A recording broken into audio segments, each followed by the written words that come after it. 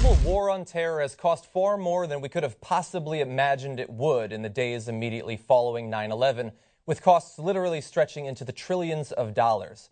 But those numbers can be staggering even when you look at just one particular failed component of our global fight against extremism and terror.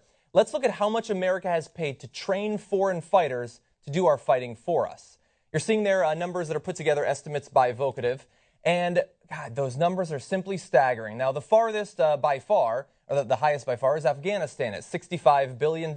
There, we are funding both their army, their police, local militias, working with established militias, organizing new combat troops to both stabilize the country, to fight the Taliban, and eventually Al-Qaeda as well. Similar situation in Iraq, $25 billion.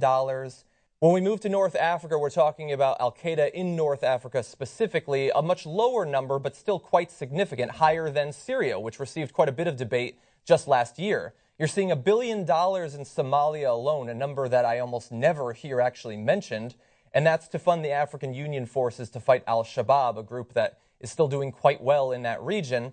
The $500 million in Syria, there we know from recent news reports it funded just a few individual fighters. Millions and millions of dollars per person.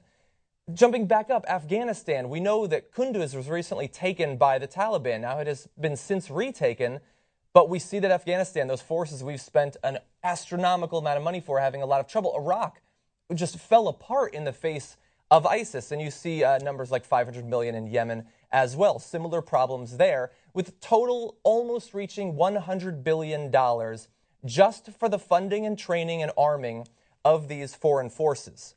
Now, if you were to think for a little while, could you think of any other use we could have for those $100 billion? Any bitter political debates about the needs to cut various programs, that SNAP benefits cost too much, no money for education, the plans for lowering the cost of tuition for colleges, we just don't have the money. $100 billion just to train foreign forces, and we can see from the record it has gotten us almost nothing.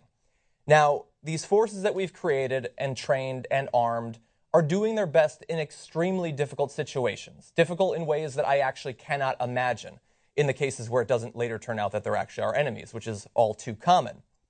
But after 10 years and $100 billion and almost nothing to show for it, is this a strategy that we should continue in the future? Not from where I'm sitting, and that's my final judgment.